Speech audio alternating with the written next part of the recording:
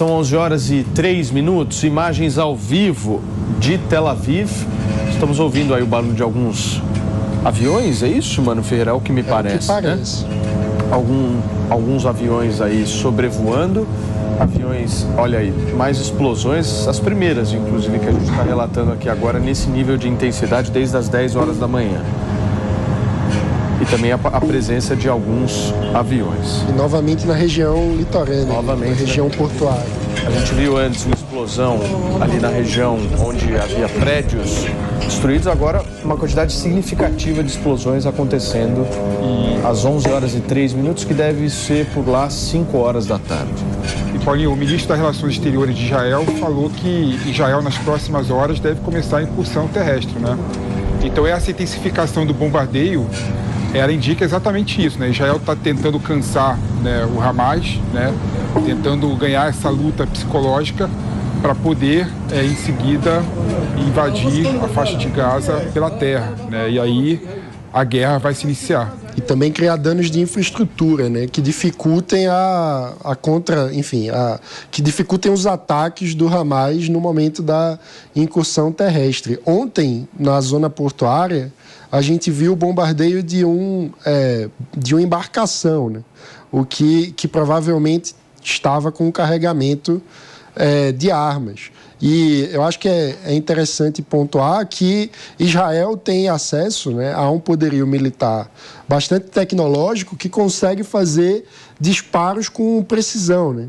Diferentemente do Hamas, que quando lança seus foguetes, geralmente é sem um alvo pré-determinado. Então, isso possibilita que Israel faça as ofensivas tentando articular a ofensiva com a inteligência, buscando alvos específicos e minimizando a morte de civis. Agora, Maninho, essa é uma guerra que a gente está vendo desde o último sábado, que é uma guerra que está colocando todas as outras como coadjuvantes, né? Qualquer outro conflito, na comparação com esse que nós estamos vendo, está em segundo plano agora. Por isso que o pessoal fala que um dos perdedores da guerra de Israel contra o Hamas foi exatamente o Zelensky. Exato.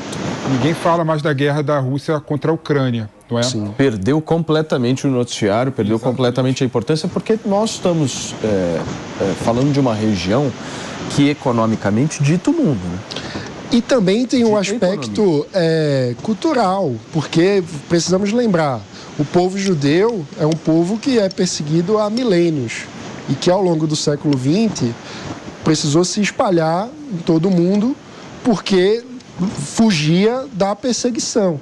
Então isso faz, e uma vez constituído o Estado de Israel, que dá cidadania para judeus de todo o mundo, isso faz com que Israel acabe tendo uma conexão internacional muito acima da média das nações, porque a comunidade judaica de todas as partes do mundo acaba estando conectada com Israel. Esse é o motivo, por exemplo, da gente ter tantos brasileiros envolvidos num conflito que é lá no Oriente Médio. Não, sim, mano, mas você está pegando do ponto de vista político-social, certo? Sim, e isso faz, por exemplo, as atenções do mundo inteiro se voltarem com muito mais ênfase a esse conflito, porque, no fundo, todos os países, de alguma forma, têm alguma conexão com pessoas que estão no conflito. Judeus do mundo todo estão em Israel. Exato. Uma certa relação com Israel. Então, mas o ponto que eu quis trazer aqui, obviamente que a questão política e a questão social, elas são extremamente relevantes e prioritárias. Mas a questão econômica também. Porque muitos não estão se atentando de uma entrada potencial do Irã nessa história, mexe com o preço do petróleo a nível mundial. Afinal de contas, o Irã é um dos principais fornecedores de petróleo, tanto para a Europa quanto para os Estados Unidos. E atualmente está segurando o preço do petróleo, buscando essa expansão. Ou seja, uma entrada do Irã nessa história mexe com bolsa, uma entrada do Irã mexe com valor de moeda, mexe com absolutamente tudo. É verdade. E aí eu acho fundamental relembrar que há uma falácia, uma mentira muito divulgada, como se a guerra beneficiasse a economia de alguma forma. E isso é um absurdo. Guerra é destruição de vidas humanas, de propriedades. Guerra é sempre um prejuízo humanitário e econômico. O mundo inteiro fica mais pobre com a guerra. Ninguém sai mais rico de uma guerra. O mundo não sai mais rico de uma guerra. Olha só, todo mundo perde. Olha só, imagens que nós estamos exibindo para vocês da parte terrestre ali da faixa de Gaza, uma imagem de um prédio que acredito que tenha sido invadido, destruído, carro destruído ali, a gente vê a presença de alguns soldados por ali, janelas completamente destruídas e há uma certa movimentação agora, se eu não me engano é a própria imprensa ali, uma emissora de comunicação agora está fazendo uma gravação ali bem em frente a esse prédio, imagens que a gente está exibindo para vocês diretas da faixa de Gaza, lembrando que a faixa de Gaza agora está completamente sem energia elétrica. A última usina ali que havia um certo respaldo de qualquer tipo de eletricidade na região foi destruída e toda a faixa de Gaza agora não possui mais energia elétrica. A gente abre espaço agora, gente, para o professor de Ciências Políticas da USP e da Universidade de Tel Aviv, o Samuel Feldberg, que está conectado com a gente. Tudo bem, professor? Seja muito bem-vindo. A gente estava repercutindo aqui no Morning essa questão da entrada de outros atores nessa história. Como é que o senhor vê isso? Sem dúvida nenhuma, essa é uma guerra que tem tudo para ser ampliada. Há indícios de que o Irã está por trás, pelo menos, do planejamento dessas ações.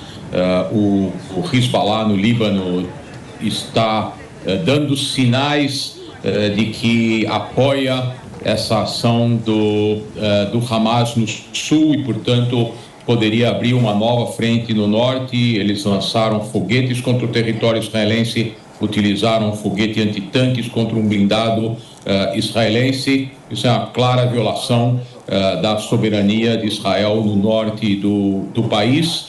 E sabendo que o Hezbollah é um braço armado do Irã na fronteira de Israel, existe a expectativa e está sendo considerado com muita seriedade a possibilidade de o Hezbollah abrir uma nova frente no norte e, eventualmente, se isso acontecer, o Irã teria que se posicionar a favor do seu aliado e se o Irã promover alguma ação bélica, nós estamos falando de uma guerra regional e provavelmente por isso forças americanas já estão posicionadas e em alerta. Se o Irã entrar nesse conflito, provavelmente esse se torna um conflito com o envolvimento dos Estados Unidos também. Pepe. Professor, bom dia. Obrigado pelo seu tempo aqui de conversar conosco. E como é que você vê o posicionamento do Biden em relação à guerra publicamente ontem e a vinda dos porta-aviões no litoral, na região litorânea de Israel, como uma forma de ter a presença americana com uma certa fiscalização em relação à entrada de outros países nessa guerra, mostrando, eu não vou aceitar que o Irã entre na guerra, não vou aceitar que o Líbano entre na guerra, que a Síria tenha qualquer tipo de postura em relação à guerra que é entre Israel e Hamas. Os Estados Unidos se posicionaram com apoio incondicional a Israel, desapareceram todas as divisões internas entre republicanos e democratas que são típicos de outras questões. Ninguém agora está falando de quem é o líder do governo na Câmara.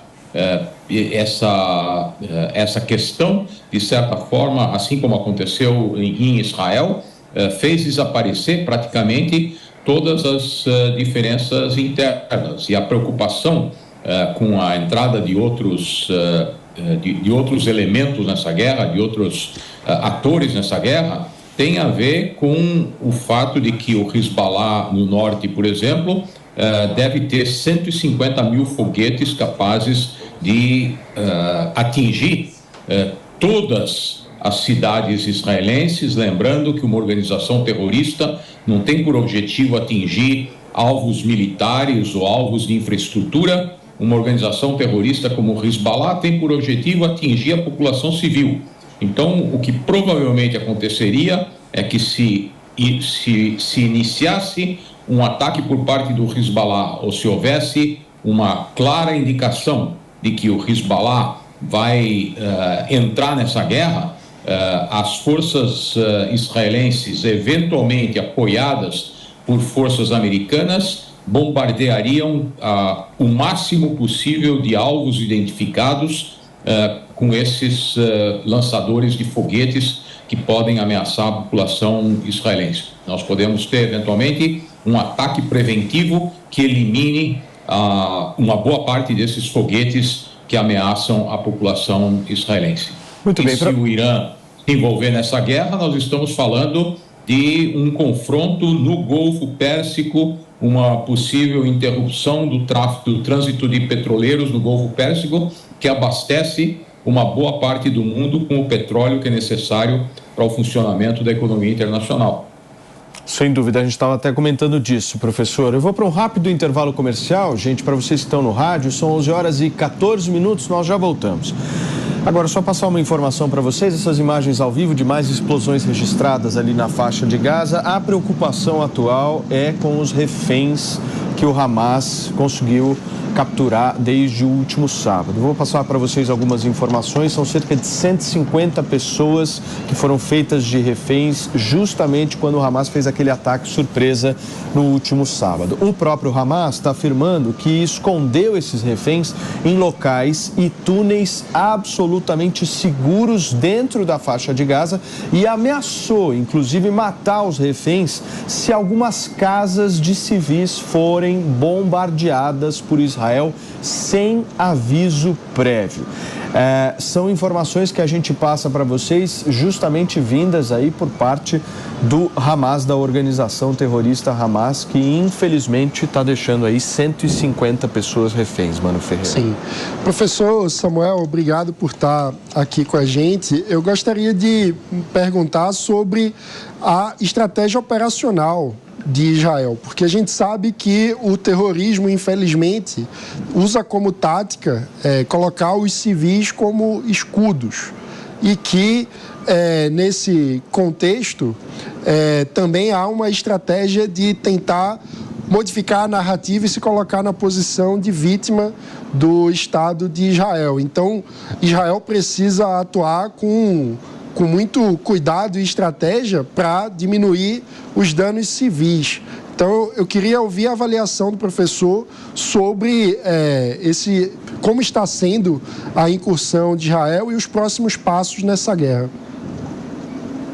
Bem, ao contrário do Hamas, e ainda que a mídia internacional nunca reconheça, Israel sempre se preocupa nas suas ações militares em não atingir civis. Obviamente isso não é possível. Hamas declarou uma guerra contra Israel e numa guerra os civis sempre são vítimas. Vejam o que está acontecendo na Ucrânia, a quantidade de vítimas civis. Então, primeiro o mundo tem que reconhecer que foi declarada uma guerra contra Israel e Israel está engajada nessa guerra para garantir que algo como o que aconteceu no sábado nunca mais voltará a acontecer. Eu já, em algumas outras entrevistas, já dei esses parâmetros, quero repetir isso para os telespectadores aqui.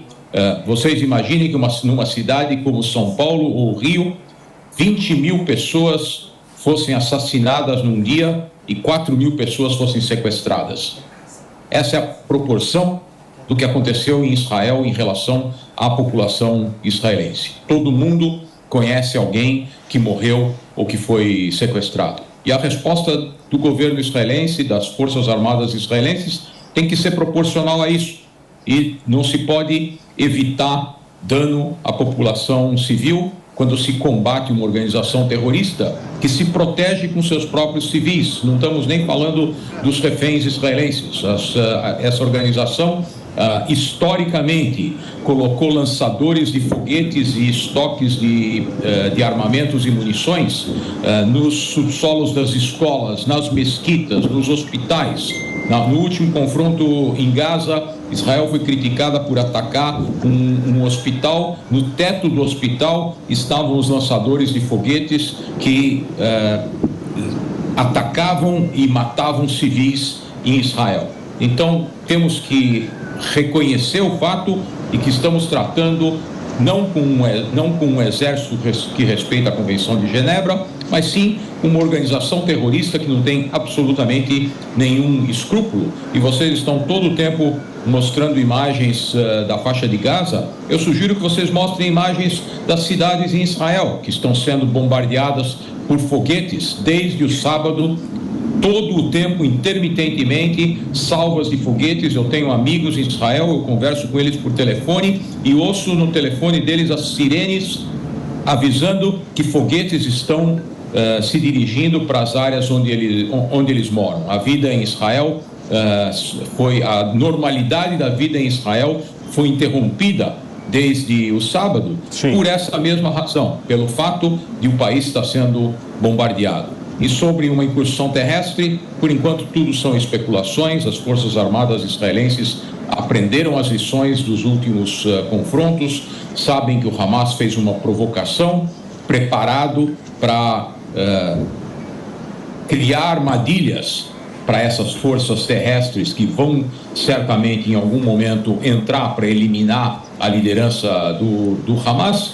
E o aviso que o próprio Hamas deu de que edifícios civis não devem ser atacados sem aviso prévio, mostra claramente a forma como atua o exército israelense. Eles avisam antes para os civis para se retirarem dos locais que vão ser atacados, porque os alvos não são os civis, os alvos são os depósitos de munição e as bases de lançamento de foguetes. Perfeito. Deixa eu receber aqui quem chegou agora pelo rádio. São 11h19. Para você que sintonizou agora na programação da Jovem Pan, a gente continua aqui na cobertura do que acontece lá em Israel. Israel, infelizmente, em guerra contra o Hamas. Deixa eu agradecer o professor que participou aqui com a gente. Obrigado, viu, professor? Volto sempre aqui à programação da Jovem Pan. Agora